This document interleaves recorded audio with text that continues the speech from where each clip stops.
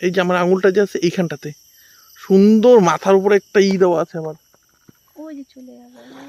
আবার ভয়ও লাগে। হ্যাঁ, এইখানটাতে এমনিতেই একটু গণেশ বাবার একটু উপদ্রব থাকে। দেখো একদম জঙ্গল, চারিদিকে জঙ্গল, কোন দিক দিয়ে কি বেরোয় যাবে কোনো ঠিক নেই। তার মধ্যে আমরা দুজন আবার বাচ্চাটাকেও নিয়ে আসছি, একটু তো ভয়ের ব্যাপার থাকেই, বুঝতে পারলা? তো বেশিক্ষণ এখানে থাকবো না, কিন্তু ময়ূরটা ওই যে ওইখানটাতে। ওই যে দুটো ময়ূর একসাথে যাচ্ছে। কোথায়? ওই যে ওই সোজাসুজি যাচ্ছে একদম একসাথে। ময়ূর এদিকে আয়। কিভাবে ডাকে, ডাকো না ওদের। ময়ূর এটা ভুলে গেছি। চলো বন্ধুরা, সামনে আসে নাকি আরো। আর আজকে 4টা ময়ূর দেখলাম। চলো, এখানে বেশিক্ষণ থাকা যাবে না।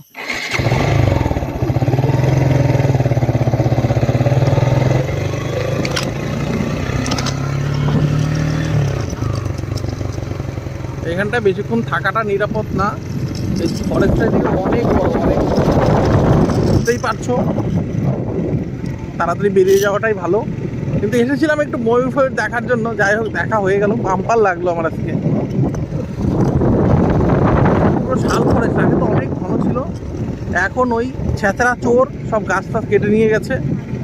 হ্যাঁ, এগুলো সব শাল গাছ, দেখো সব বড় বড় শাল গাছ, এখন অনেক কম। কোথায় ময়ূর? যাই হোক, কিছু তো দেখতে পেলাম।